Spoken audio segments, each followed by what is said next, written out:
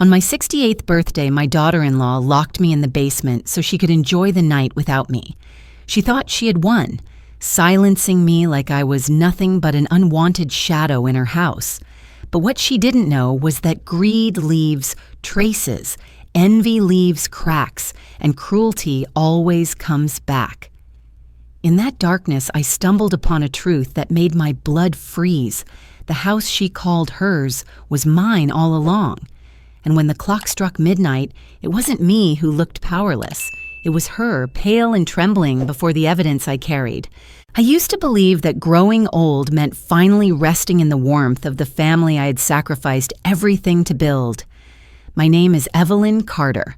I am 68 years old, a widow, and once a nurse who worked endless nights so my son could have a better life. After my husband passed, I thought living with Michael and his wife, Samantha, would be my chance to find comfort in my final years. But sometimes the cruelest betrayals hide behind polite smiles and polite words. The house looked like a dream from the outside. It sat on a quiet street in the suburbs, with tall oak trees lining the sidewalk and children's laughter echoing in the afternoons. Inside, the walls were painted soft beige, the kind of color meant to calm a restless heart. Yet no shade of paint could hide the invisible cracks that ran through this family. Michael, my only son, had always been a boy with a gentle heart. When he was young, he clung to me like a lifeline, crying into my chest when nightmares woke him. I had held his hand through every fever, every scraped knee, every disappointment. But somewhere between becoming a man and becoming a husband, he lost the courage to stand firmly beside me. His silence had grown louder than words.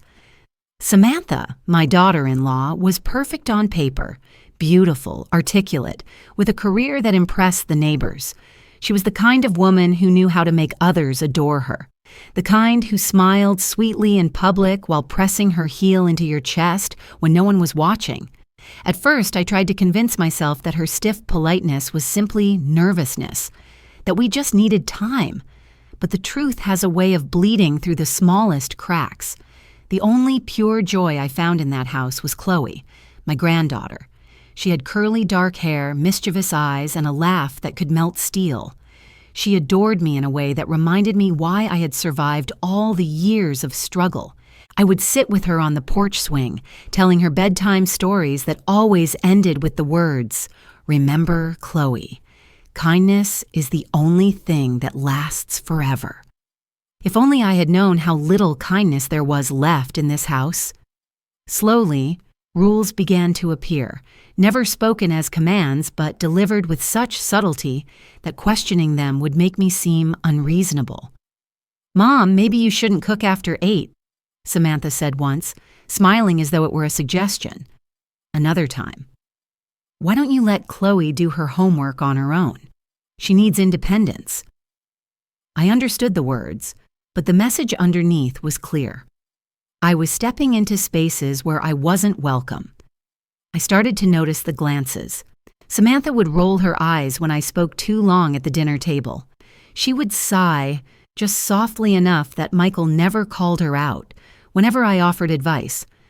There was always that tight smile, that half laugh that said, "You don't belong here." Michael stayed silent. He always stayed silent.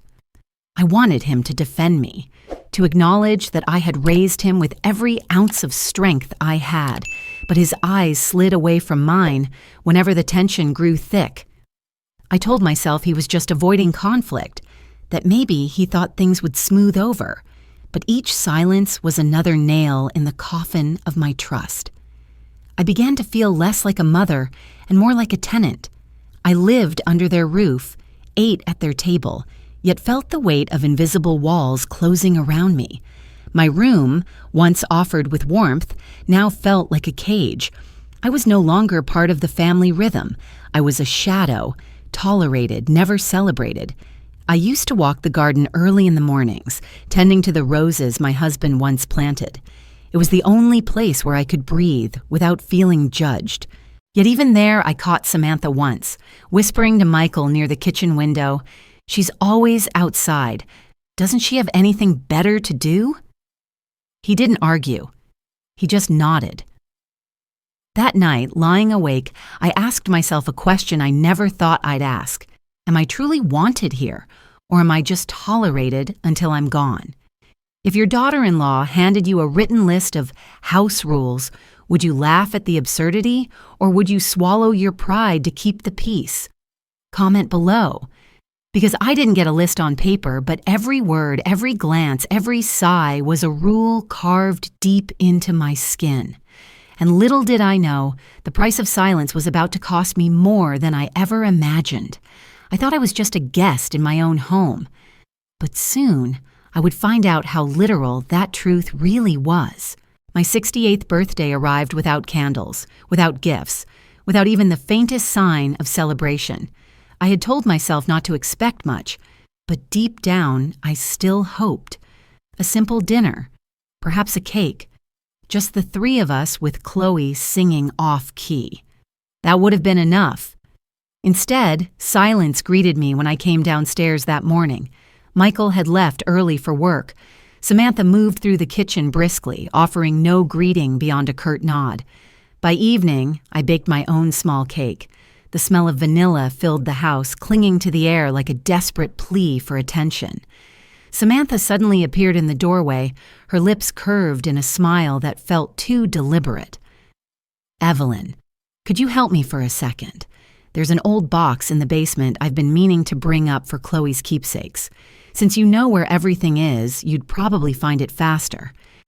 Her tone was syrupy sweet, the kind of sweetness that sticks to your skin until you realize it's poison. I wanted to believe she was being kind. My heart, foolish as ever, still yearned for connection. I set the cake aside and followed her instructions, stepping down the creaking stairs into the basement. The air was damp, heavy with dust and memories. I was halfway down when I heard it, the sharp click of a door shutting. Then came the metallic scrape of a lock sliding into place. For a moment I froze, convinced it was a mistake. "Samantha," I called, my voice bouncing against the cement walls. No answer. My chest tightened. I rushed up the last few steps and shook the doorknob. It didn't budge. Panic clawed its way through my ribs. I banged on the wood, shouting louder now, but only silence pressed back. Then, faint but undeniable, I heard the sound of a car engine outside. Tires against gravel. The laughter of Samantha fading into the night as she drove away. I thought they would return in minutes, that this was some cruel joke. But the minutes dragged into an hour, and the darkness pressed harder against me. My legs trembled. I sank onto the cold floor, hugging my arms around myself. I had never felt so small, so utterly discarded. With shaking hands, I pulled out my phone. I dialed Michael first. The call rang and rang before slipping into voicemail. I tried again and again until my tears blurred the screen. How many nights had I stayed awake rocking him through fevers? How many meals had I skipped so he could have seconds? Now he couldn't even pick up the phone. I leaned against the wall, closing my eyes. Images flooded back. The sterile glow of the hospital where I had worked double shifts, the nights I walked home alone under flickering streetlights because the bus fare had to go to his textbooks. I had stitched my hands raw to keep food on the table, sacrificed sleep, health, even the warmth of my own dreams. And yet, here I was, shoved into a basement like an inconvenient piece of furniture. A sob escaped my throat before I could stop it. What did it all mean? I whispered into the shadows. What was the point of every sacrifice if this is how it ends? The basement smelled of mold and dust, but beneath that I could smell my own despair. My breath came ragged. My heart ached with more than fear. It ached with betrayal. The woman I had welcomed as a daughter had locked me away as if I were nothing. The son I had given my life to could not even hear my cry. I pressed my palm against the concrete floor, grounding myself in its chill. For a moment, I wanted to give in, to let the darkness swallow me whole. But another image pushed through. Chloe, her laugh like bells, her tiny hand clutching mine as we rocked on the porch swing. I couldn't vanish into despair. Not yet. I wiped my tears with the back of my sleeve. The silence in the basement was suffocating, yet it also sharpened something inside me. A truth I had ignored too long now whispered, urgent and cold. I was not cherished here. I was not respected. And if I didn't fight for myself, no one else would. Still, as I curled against the wall, another thought stabbed me deeper than any lock could. After all the years of loyalty and devotion, I wasn't just unwanted. I was disposable. I thought they would open the door in minutes. I thought kindness still mattered. But as the hours crawled forward, reality carved itself into my bones. They weren't coming back for me, not tonight. Perhaps not ever. The hours stretched longer than I could measure. My phone battery blinked low and the silence of the basement pressed down on me like a coffin lid.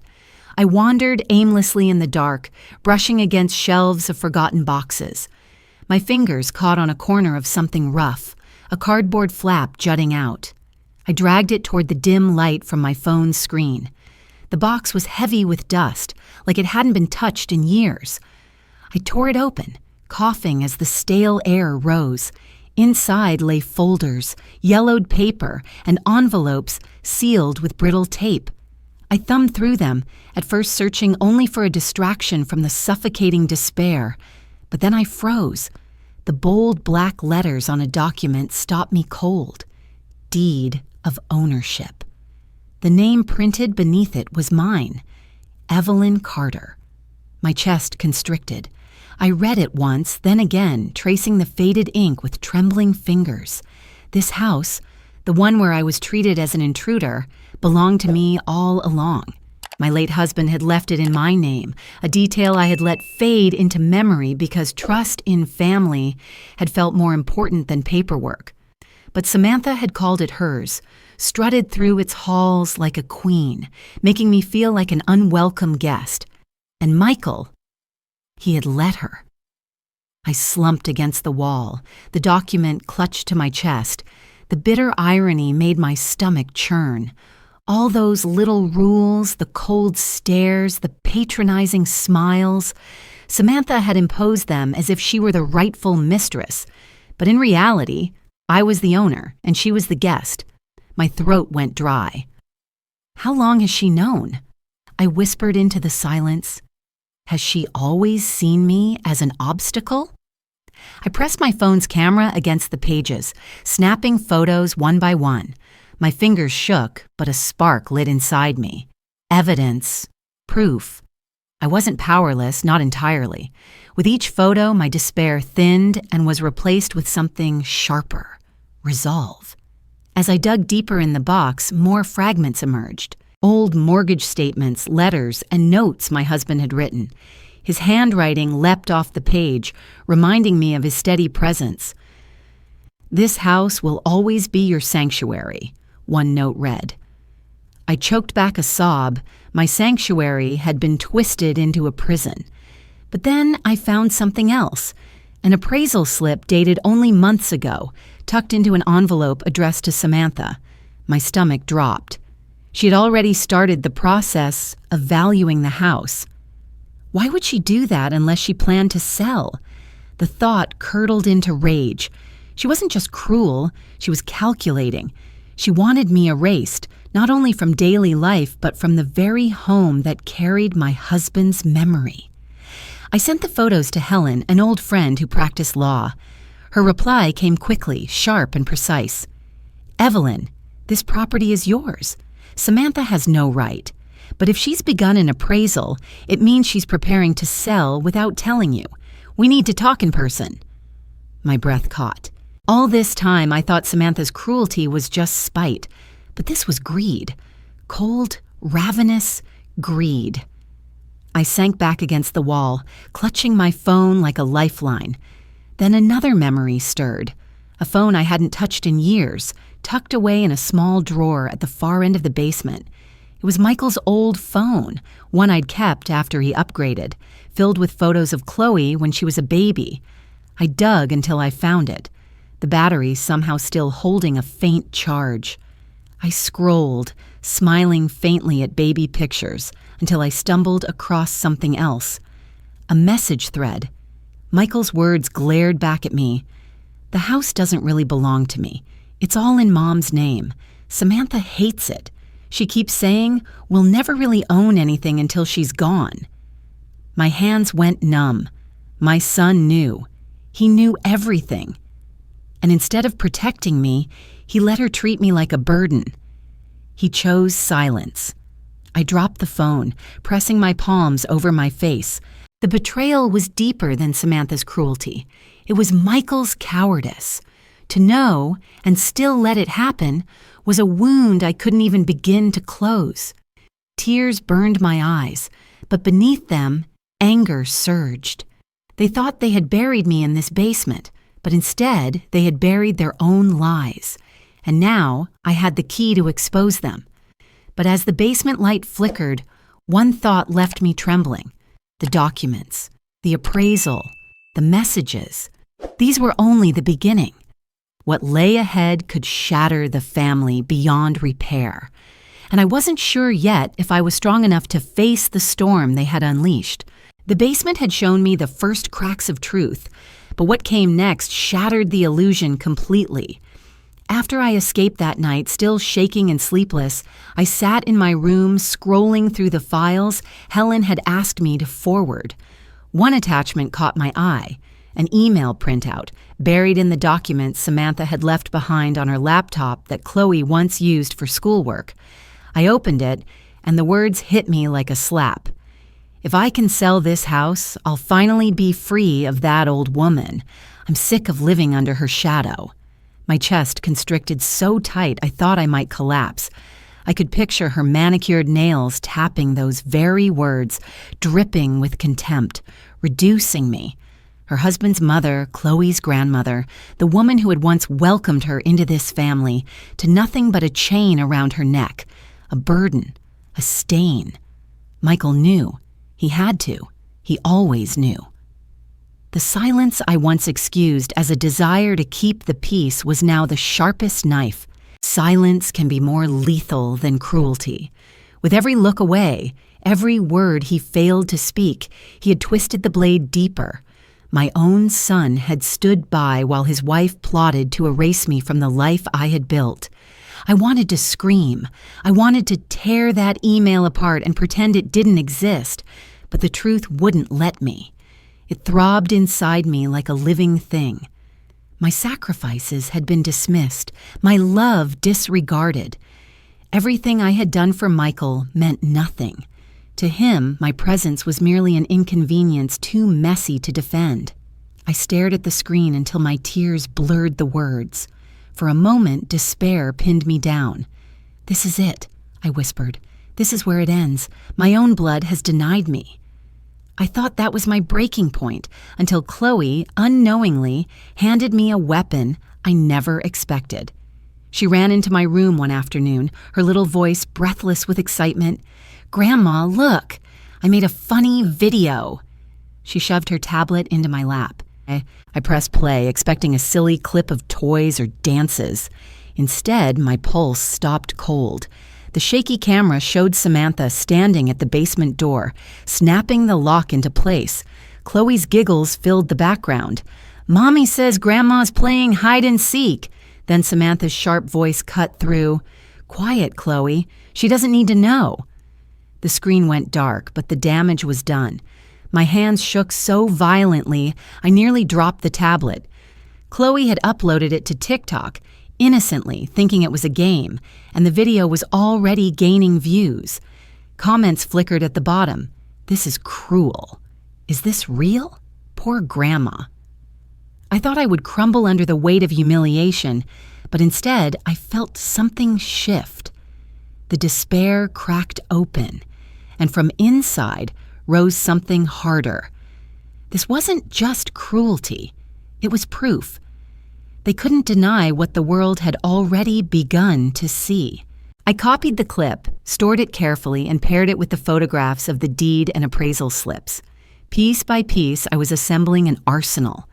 That night, after Chloe had drifted to sleep with her doll clutched to her chest, I sat by her bed and brushed a strand of hair from her forehead. Watching her breathe, I whispered softly, "I'm not doing this just for me, Chloe. I'm doing it for you. You need to know that truth matters.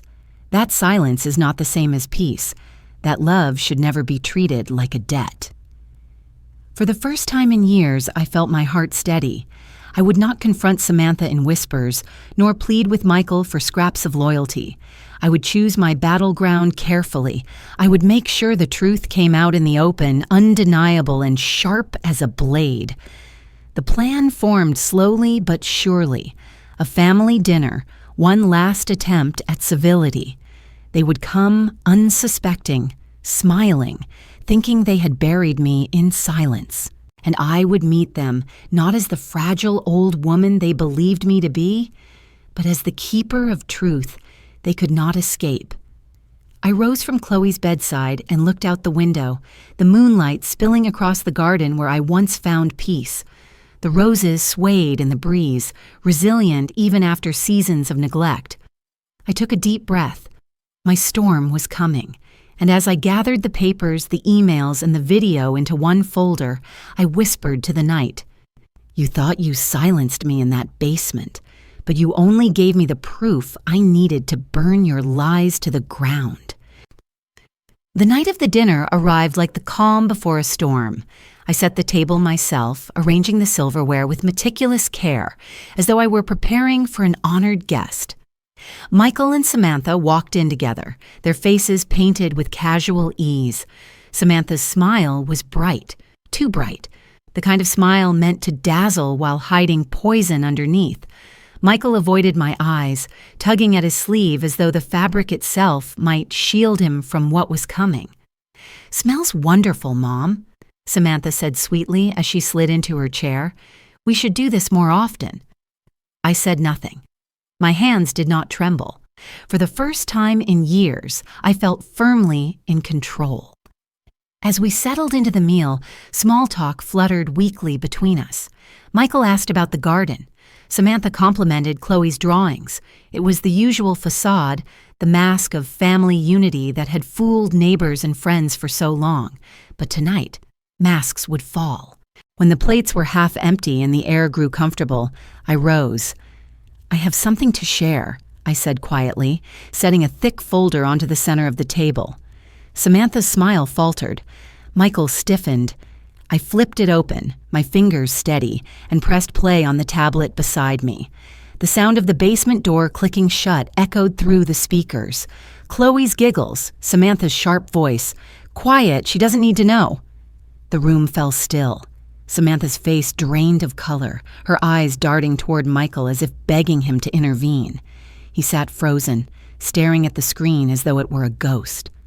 I let the silence stretch, every second a blade twisting deeper. Then I leaned forward. "That," I said, "is how you celebrated my 68th birthday." Samantha stammered, It was a misunderstanding. Chloe exaggerated.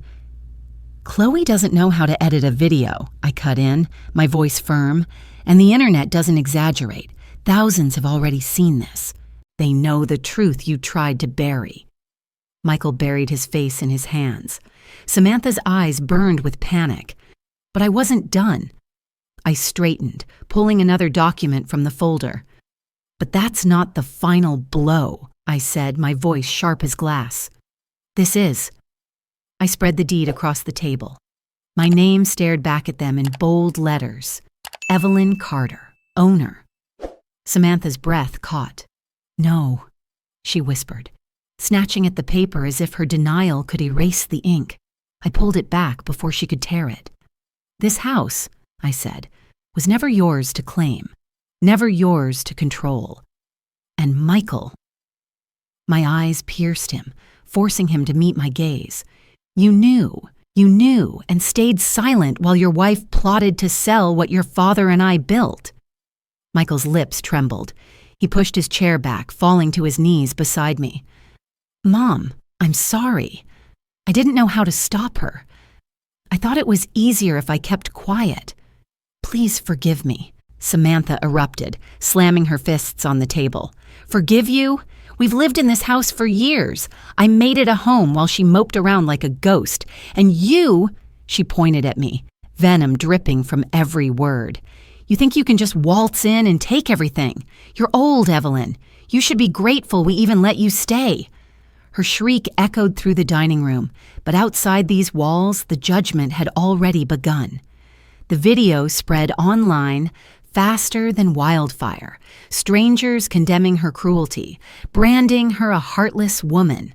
She could not escape their voices, just as she could not escape mine. I rose from my seat, my voice steady, ringing through the house with finality.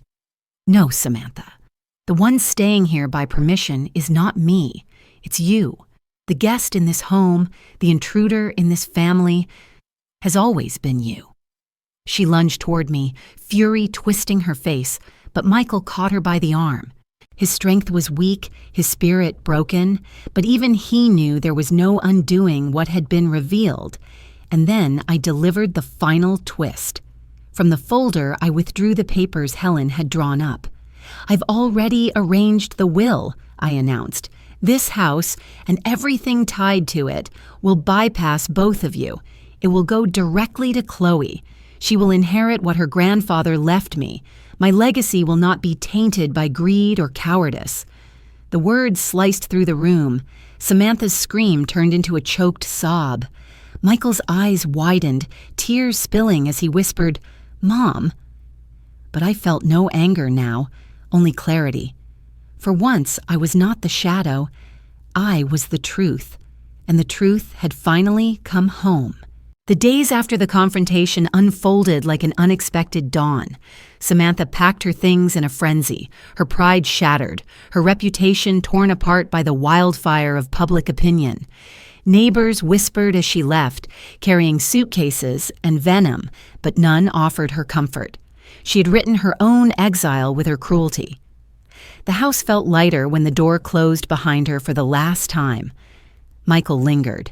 His eyes carried the weight of shame, his steps hesitant each time he approached me. "Mom," he said one evening, his voice low, "I don't know how to fix what I let happen. I failed you." I looked at him, at the boy I had once held in my arms, now a man who had chosen silence over courage. "You can still be a father to Chloe," I answered. "Visit her, love her, teach her better than you were taught." He nodded, tears streaking his cheeks, and I knew our bond would never be what it once was. But I also knew I could not keep punishing myself with his weakness. Life settled into a rhythm that was mine alone. I tended the roses again, pruning away the dead branches, letting the healthy stems breathe. Each morning I watered them slowly, listening to the earth drink. Chloe ran through the yard, her laughter ringing like bells. Watching her, I felt the ache in my chest soften. For the first time in years, I wasn't just surviving, I was living. I wasn't a shadow at the edge of a family anymore. I was the center of my own world. One afternoon, I sat on the porch with Chloe curled against my side, sketching flowers in her notebook. The sun cast a golden glow across the yard, and I realized that peace doesn't come from the absence of struggle. It comes from knowing you chose truth over lies, dignity over silence. I smiled, feeling the warmth of that realization seep into my bones. In quiet moments, I reflected on the storm that had passed. Greed had turned Samantha into a viper, gnawing at what she thought she could claim. Cowardice had chained Michael's tongue, letting betrayal flourish where love should have stood. But those very flaws had revealed my strength. Pain had forged me into something unshakable. I no longer needed their approval, their permission, or their empty gestures. The irony was cruel and perfect. They had tried to strip me of my place, yet in doing so, they had handed me back my power. I was not the burden.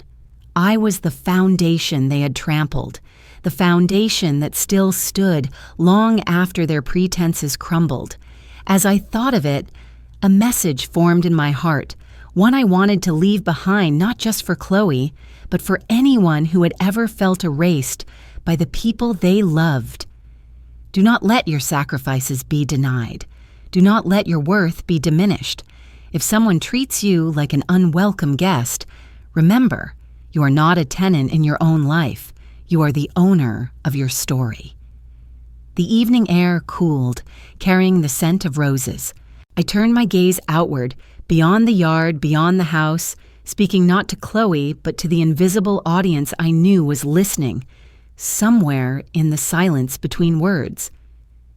If you were in my place, I asked softly, what would you have done? Would you have stayed silent or would you have fought back? Tell me, because maybe your answer will help another soul who is locked in their own basement of betrayal. Chloe tugged my hand, pulling me back into the present. She grinned, her teeth small and white, her eyes alight with the innocence I hoped to protect. "Grandma, come play," she said, and I rose, letting the weight of the past fall away. The roses swayed in the breeze as I followed her, and I thought of my husband's words, "This house will always be your sanctuary." He had been right. At last, it was again.